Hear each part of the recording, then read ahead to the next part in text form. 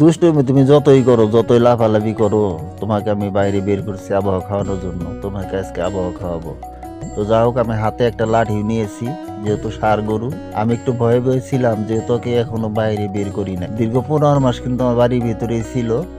অনেক দুষ্টুমি করতেছে, আমি ভয় পাইতেছি, যেহেতু ষাঁড় গরু, তো ষাঁড় গরু একটু দুষ্টুমি করবে, এটাই স্বাভাবিক।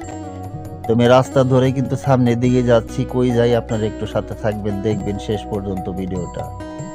আমি যাচ্ছি, মাঝে মধ্যে আপনার গরুটা পিছন দিকে করতেছে, আমি ওকে টেনে নিয়ে যাচ্ছি, মাঝে মধ্যে আবার হেঁটে হেঁটেও ভালো হতে যাচ্ছে।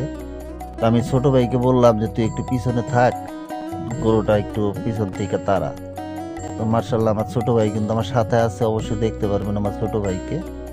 হ্যাঁ, আপনার সাথে থাকুন, দেখতে থাকুন। এই আমার ছোট ভাই, ও কিন্তু পিছন থেকে গরুটা কিন্তু তাড়াইতেছে, আমি নিয়ে যাচ্ছি। খুব দুষ্টামি করতেছে, ওই যে বাইরের আবহাওয়া কখনো দেখে নাই, এজন্য একটু দুষ্টামি করতেছে। যেহেতু রাস্তাঘাটের মানুষজনও আছে, একটু গ্যাদারিংও আছে। ফাইনালি কিন্তু আমি চলে আসলাম। আমার গরুটা কিন্তু একদম শীতল হয়ে গেছে, পাশাপাশি আমিও শীতল হয়ে গেছি বন্ধুরা।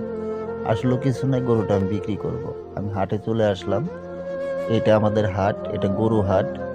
আসলেও কি করা যাবে, টাকারও দরকার, যেহেতু গরু লালন পালন করি।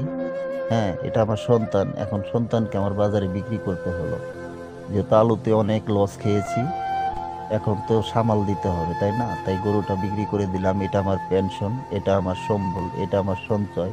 অলরেডি বাজারে নিয়ে আসছি, ক্রেতাও প্রচুর ক্রেতা আছে। আজকে গরু বাজারটা অনেক ভালো। তো বিক্রি করে দিলাম ৯১,৫০০ টাকা। ভিডিওটা দেখার জন্য অসংখ্য ধন্যবাদ সকলকে।